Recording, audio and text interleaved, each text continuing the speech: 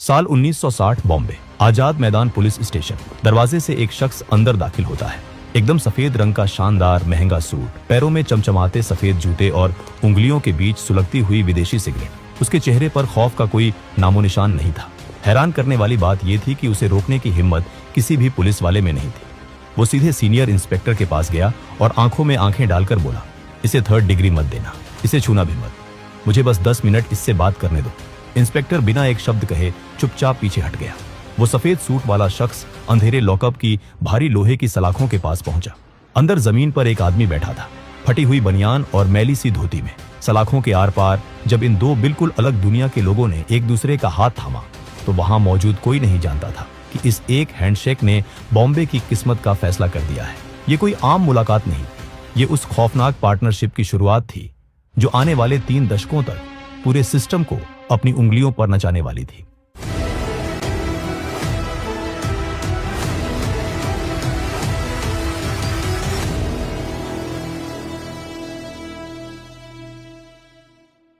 साल 1926। तमिलनाडु का एक बेहद पिछड़ा और सूखा हुआ गांव। वो दौर जब पूरा भारत अंग्रेजों की गुलामी में जकड़ा हुआ था और आजादी के लिए तड़प रहा था।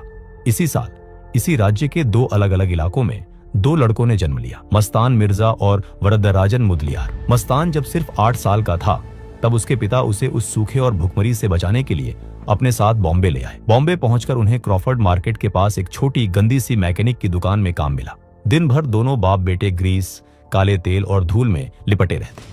भारी भरकम गाड़ियों के टायर खोलना, इंजन साफ करना और ऊपर से ब्रिटिश अफसरों की डांट फटकार सहना, यही उनकी रोजमर्रा की जिंदगी थी। दिन भर की हाड़-तोड़ मेहनत के बाद रात को उनके हाथ में सिर्फ 5 रुपए आते थे। मस्तान के पिता बहुत ईमानदार इंसान थे। वो अक्सर उसके सिर पर हाथ फेर कर कहते, मस्तान, ईमानदारी की सूखी रोटी बेईमानी के मलाईदार गोश्त से बहुत बेहतर है।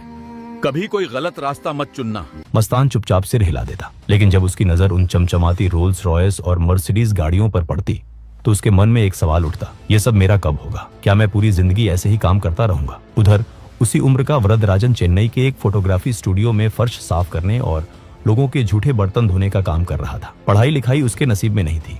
घर की हालत इतनी खराब थी कि 2 वक्त की सूखी रोटी भी किसी लग्जरी से कम नहीं लगती थी।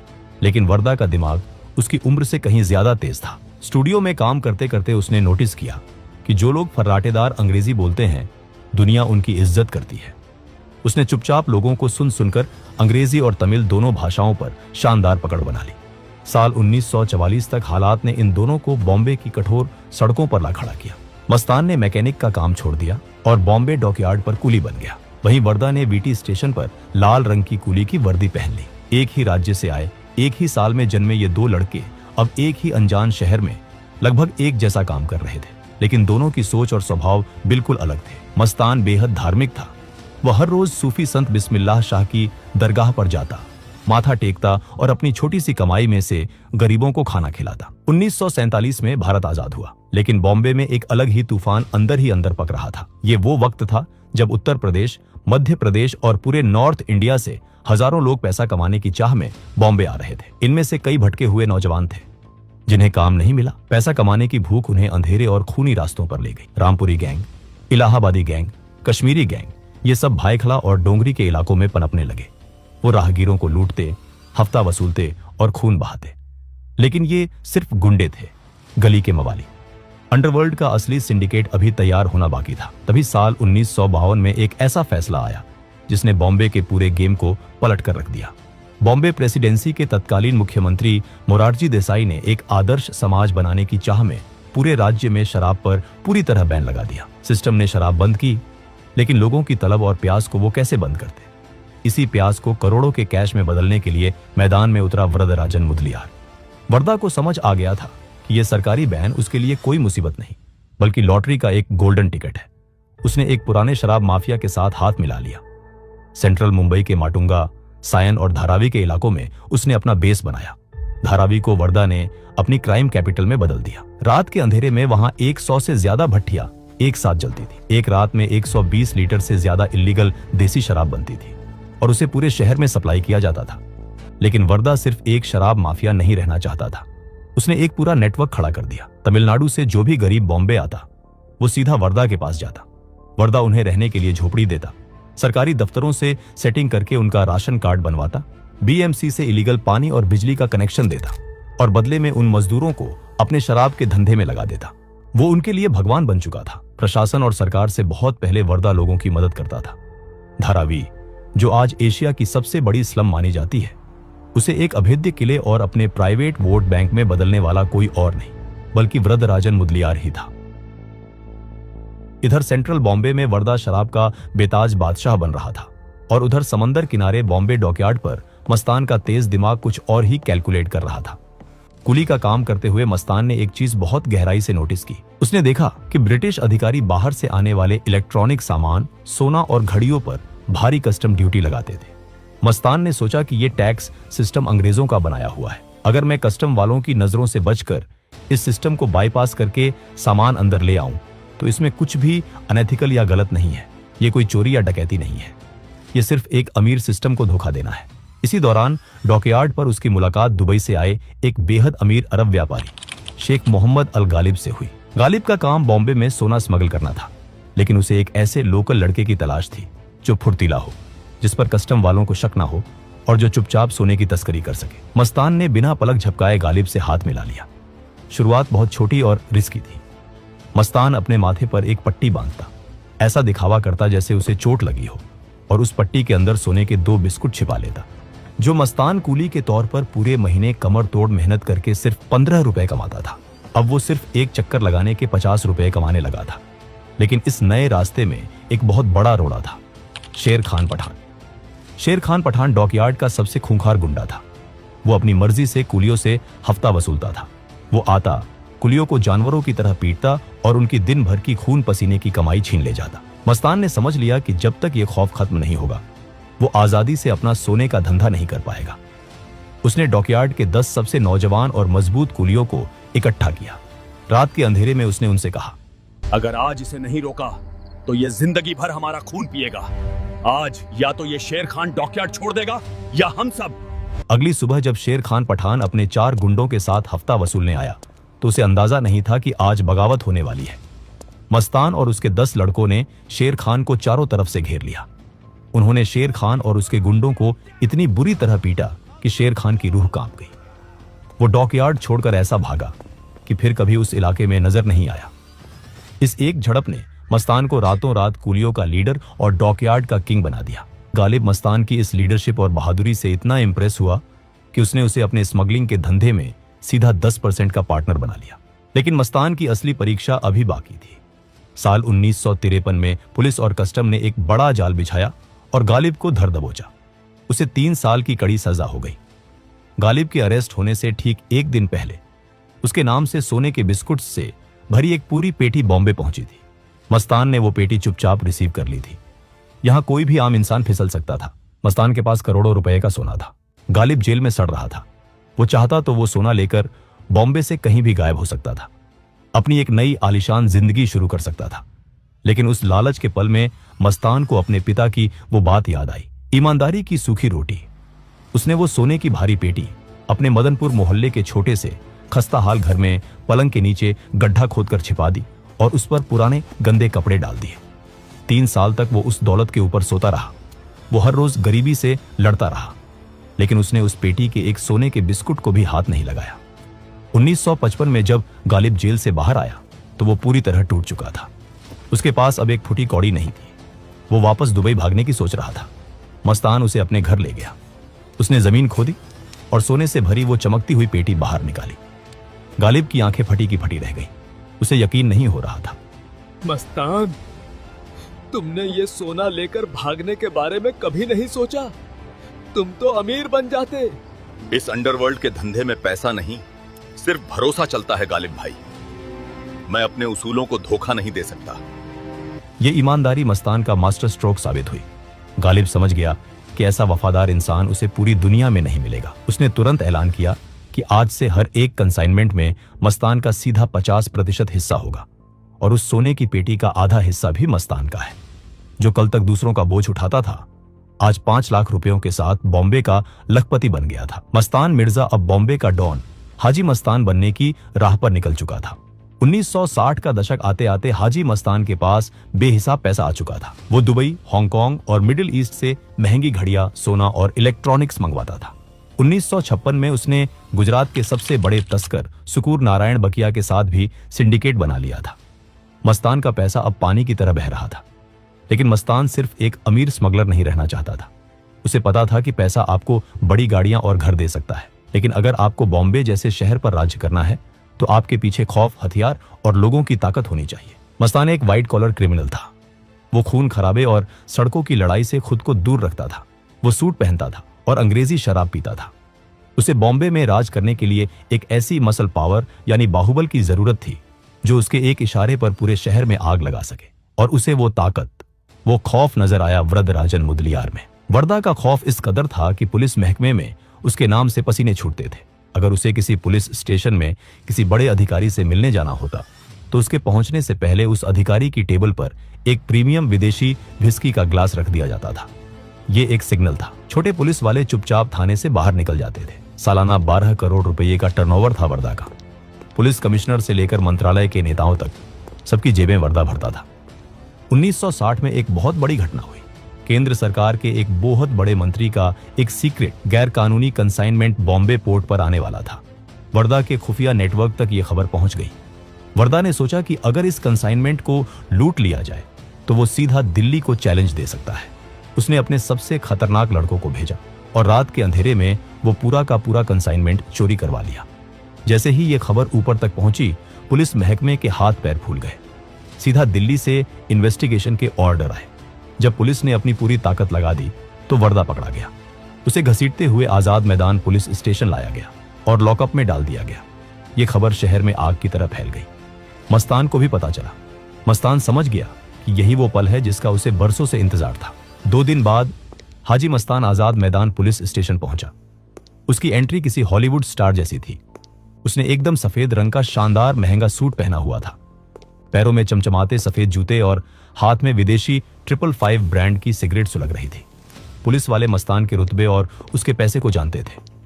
कोई उसे रोकने की हिम्मत नहीं कर पाया। मस्तान ने सीनियर इंस्पेक्टर की आंखों में आंखें डालकर कहा, इसे 3rd डिग्री मत देना, इसे छूना भी मत। मैं वो कंसाइनमेंट वर्दा से तुम्हें वापस दिलवा दूंगा।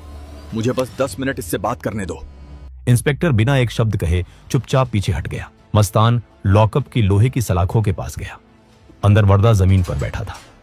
ये बॉम्बे अंडरवर्ल्ड का सबसे आइकॉनिक और ऐतिहासिक विजुअल था। मस्तान ने सलाखों के अंदर झांका और बोला, वनक्कम मुदलियार, मैं मस्तान हूँ। कंसाइनमेंट वापस कर दो। आज से मेरे साथ काम करो।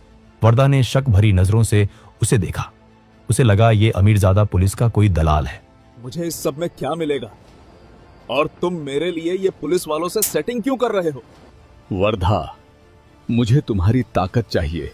वर्दा कोई बेवकूफ नहीं था। वो समझ गया कि ये आदमी बहुत गहरी चाल चल रहा है और उस वक्त वर्दा के पास पुलिस की मार और लंबी सजा से बचने का और कोई दूसरा रास्ता भी नहीं था। उसने सलाखों के बीच से हाथ बढ़ाया और मस्तान का हाथ थाम लिया। और इसी के साथ आजाद मैदान पुलिस स्टेशन के उस बदबूदार अंधेरे लॉकअप में बॉम्बे अंडरवर्ल्ड की सबसे खतरनाक, सबसे पावरफुल और सबसे लंबी चलने वाली पार्टनरशिप की नींव रखी गई। बॉम्बे के 2 राजा अब एक हो चुके थे। वही दोस्तों, अगर आप भी मेरे जैसे 2D एनिमेशन वीडियो बनाना सीखना चाहते हो, वो भी AI की मदद से, तो मैंने आपके लिए एक कंप्लीट कोर्स बनाया है जिसमें मैंने स्टेप बाय स्टेप सिखाया है कैसे कोई वीडियो वायरल होता है, कैसे सही टॉपिक चुना जाता है, कैसे मेरे जैसे एंगेजिंग स्क्रिप्ट्स लिखी जाती हैं, कैसे AI की मदद से 2D एनिमेशन विजुअल्स बनाए जाते हैं, कैसे AI से वॉइस ओवर जनरेट करते हैं और कैसे एक क्लिक में वायरल थंबनेल्स तैयार किए जाते हैं। अभी इस कोर्स पर 50% का लिमिटेड ऑफर चल रहा है। ये ऑफर सिर्फ पहले 100 यूजर्स के लिए, तो देर मत कीजिए। डिस्क्रिप्शन में दिए गए लिंक पर क्लिक करें और आज ही ज्वाइन करें। हाजी मस्तान और वर्दा मुदलियार का एक साथ आना बिल्कुल वैसा ही था जैसे बारूद और माचिस का एक साथ आना। अब तक दोनों शहर के अलग अलग हिस्सों में अपने अपने धंधे कर रहे थे, लेकिन अब उन्होंने पूरे बॉम्बे को एक मैप की तरह आपस में बांट लिया था। साउथ बॉम्बे, जहां अमीर लोग रहते थे, जहां बड़े डॉकयार्ड थे, जहां विदेशी बिजनेस होते थे, वो पूरा इलाका मस्तान ने अपने कंट्रोल में ले लिया। सेंट्रल बॉम्बे और सबर्ब्स, जहां मिल वर्कर, स्लम और आम जनता थी, वहां वर्दा का राज चलने लगा। दोनों एक दूसरे के काम में दखल नहीं देते थे, बल्कि एक दूसरे की रक्षा करते थे। अगर मस्तान के माल को कहीं ले जाना होता तो वर्दा के लड़के हथियारों के साथ एस्कॉर्ट करते। वर्दा अब सिर्फ एक माफिया डॉन नहीं, एक मसीहा बन चुका था। उसने अपने घर पर बाकायदा जनता दरबार लगाना शुरू कर दिया था। साउथ इंडियन कम्युनिटी या बॉम्बे के किसी भी गरीब इंसान को कोई भी तकलीफ होती, चाहे वो पुलिस का झूठ केस हो, जमीन का कोई विवाद हो या घर का आपसी झगड़ा, लोग पुलिस स्टेशन या कोर्ट नहीं जाते थे। वो सीधा वर्दा के दरबार में हाजिरी लगाते थे। वर्दा फैसला सुनाता था और उसका फैसला पत्थर की लकीर होता था। अगर उसने किसी को सजा सुना दी तो बॉम्बे का कोई पुलिस वाला उसे बचा नहीं सकता था। हर साल माटुंगा स्टेशन के बाहर वो गणपति का सबसे बड़ा पंडाल लगाता था। इस पंडाल में पूरे शहर से लोग, पुलिस वाले और नेता आते थे। वर्दा को बहुत अच्छे से पता था कि धर्म, आस्था और खौफ के कॉम्बिनेशन से आम जनता को कैसे कंट्रोल किया जाता है। उसका जलवा ऐसा था कि कई बार खुद हताश पुलिस अधिकारी वर्दा से रिक्वेस्ट करते थे कि वो शहर में छिपे हुए फरार मुजरिमों को सरेंडर करवा दे, और वर्दा के सिर्फ एक मैसेज पर खूंखार से खूंखार मुजरिम चुपचाप जाकर आजाद मैदान या डोंगरी पुलिस स्टेशन में सरेंडर कर देते थे। सिस्टम पूरी तरह से वर्दा के कंट्रोल में था। दूसरी तरफ हाजी मस्तान अपने बिजनेस को ग्लोबल लेवल पर ले जा रहा था। सोने की तस्करी तो चल ही रही थी, लेकिन मस्तान ने एक नया लूप होल ढूंढा। भारत में विदेशी सोने की भारी डिमांड थी, लेकिन मिडिल ईस्ट और अफ्रीकन देशों में भारत की चांदी की बहुत ज्यादा डिमांड थी। मस्तान ने यहां से चांदी स्मगल करके अफ्रीका और दुबई भेजना शुरू कर दिया। यह धंधा इतनी तेजी से बढ़ा और इससे इतना प्रॉफिट हुआ कि अंडरवर्ल्ड और इंटरनेशनल मार्केट में उसकी चांदी का नाम मस्तान की चांदी पड़ गया। वो एक ब्रांड बन चुका था। मस्तान ने बॉम्बे के सबसे पॉश इलाके मालाबार हिल में एक आलीशान सी फेसिंग बंगला खरीदा। उसके पास विदेशी मर्सिडीज कारों का पूरा काफिला था, लेकिन उसकी सबसे फेवरेट कार थी एक इंपोर्टेड सफेद मर्सिडीज बेंज 200। मस्तान को बॉलीवुड की ग्रैंड पार्टियों में, बड़े बड़े नेताओं के साथ प्राइवेट मीटिंग्स में और मैगजीन्स के पेज पर देखा जाने लगा था। दिलीप कुमार से लेकर राज कपूर तक कई बड़े फिल्मी सितारों के साथ मस्तान की तस्वीरें अखबारों में खुलेआम छपती थी। वो फिल्मों में पैसा लगा रहा था। करीब 2 दशकों तक मस्तान और वर्धा ने बॉम्बे पर एक ऐसी मजबूत हुकूमत चलाई जिसे ना कोई ईमानदार पुलिस वाला तोड़ पाया, ना कोई चालाक नेता। साल 1975 प्रधानमंत्री इंदिरा गांधी ने देश भर में इमरजेंसी लागू कर दी। रातों रात 21 महीनों के लिए देश के कॉन्स्टिट्यूशन और आम नागरिकों के अधिकारों को सस्पेंड कर दिया गया। सरकार ने तय किया कि सिस्टम को साफ करना है और अपने विरोधियों को कुचलना है। इसी क्लीन अप ऑपरेशन और मीसा एक्ट के तहत जो सबसे बड़े नाम सरकार के राडार पर आए, उनमें से एक था हाजी मस्तान। मस्तान को रातों रात उसके आलीशान बंगले से गिरफ्तार कर लिया गया और येरवड़ा जेल में डाल दिया गया। मस्तान के लिए ये एक बड़ा झटका था। उसका सारा पैसा, सारे नेता दोस्त सब गायब हो गए।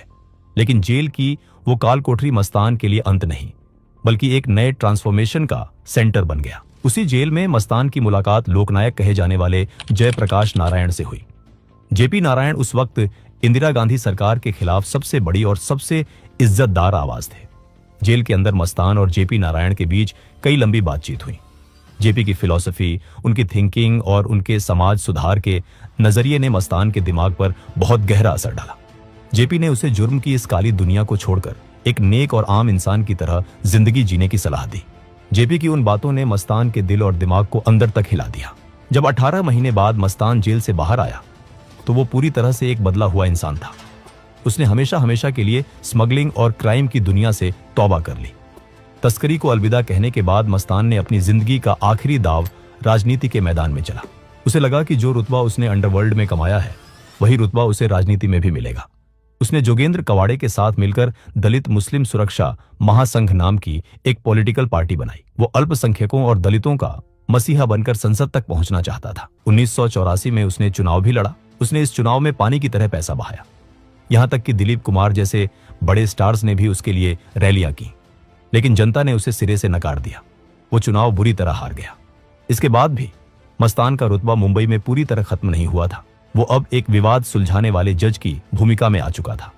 80 के दशक के आखिर में जब मुंबई में पठानों और दाऊद इब्राहिम के गैंग के बीच खूनी खेल शुरू हुआ, तो मस्तान ने दोनों गैंग्स को अपने घर बुलाया और कुरान पर हाथ रखवाकर उनके बीच एक ऐतिहासिक समझौता करवाया।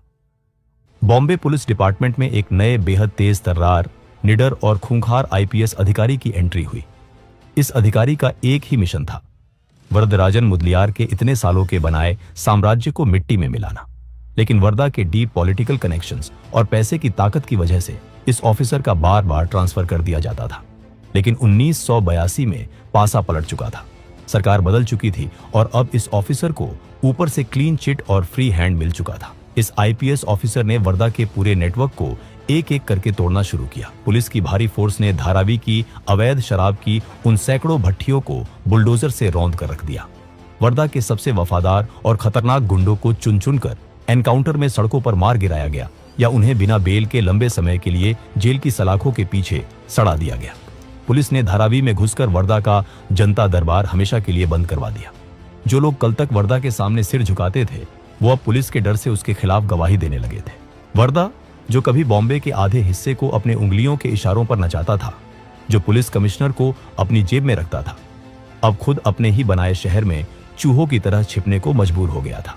जब उसके सारे अभेद्य किले ढह गए, उसके सारे वफादार मारे गए, तो 1982 के अंत में वरदराजन मुदलियार अपनी जान बचाकर रात के अंधेरे में हमेशा के लिए बॉम्बे छोड़कर अपने होम टाउन चेन्नई भाग गया। वर्दा के भागते ही और मस्तान के राजनीति में जाते ही बॉम्बे में एक बहुत बड़ा और खतरनाक चेंज आया। दाऊद इब्राहिम, जो कभी मस्तान के लिए काम करता था, उसे मस्तान ने एक बहुत जरूरी नसीहत दी थी। अपना इल्लीगल काम रात 9 से सुबह 5 के बीच किया करो, ताकि आम जनता और सिस्टम को तकलीफ ना हो। मस्तान हमेशा इसी उसूल पर चला था, लेकिन दाऊद इब्राहिम की नस्ल अलग थी। उसने मस्तान की उन सभी हदों को पार कर दिया जो मस्तान ने कभी तय की थी। दाऊद ने ड्रग्स, आतंकवाद और हथियारों की उस खतरनाक दुनिया में कदम रखा जिससे मस्तान को हमेशा सख्त नफरत थी। जैसे जैसे दाऊद का आतंक बढ़ता गया, हाजी मस्तान का युग धीरे धीरे इतिहास के पन्नों में धुंधला पड़ने लगा। वो वक्त अब मस्तान का नहीं रहा था। अंडरवर्ल्ड अब उसूलों पर नहीं, बल्कि खून की प्यास पर चल रहा था। इन नए लड़कों के अंदर कोई उसूल नहीं था। अब स्मगलिंग की जगह एक्सटॉर्शन, सड़कों पर सुपारी किलिंग, बिल्डर्स को धमकाना और ड्रग्स के काले धंधे ने ले ली थी। हाजी मस्तान और वरदराजन मुदलियार का बनाया हुआ वो क्लासिक पुराना अंडरवर्ल्ड हमेशा के लिए खत्म हो चुका था। मस्तान ने अपनी पूरी क्रिमिनल लाइफ में बेहिसाब पैसा कमाया, अंडरवर्ल्ड पर राज किया, लेकिन वो कभी किसी भी अदालत में दोषी साबित नहीं हो सका। उस पर पुलिस कभी कोई मर्डर या स्मगलिंग का बड़ा केस साबित नहीं कर सकी। सिवाय इंदिरा गांधी की इमरजेंसी के वो अपनी पूरी जिंदगी में कभी जेल नहीं गया। वो सिस्टम से हमेशा एक कदम आगे रहा। साल 1988 चेन्नई की गुमनामी में एक साधारण सी जिंदगी जीते हुए, डिप्रेशन और अपने टूटे हुए साम्राज्य के दुख में वरदराजन मुदलियार की अचानक एक भयंकर हार्ट अटैक से मौत हो गई। और इस घटना के ठीक 6 साल बाद 1994 में बॉम्बे में अपने घर पर हाजी मस्तान को भी हार्ट अटैक ने अपनी चपेट में ले लिया।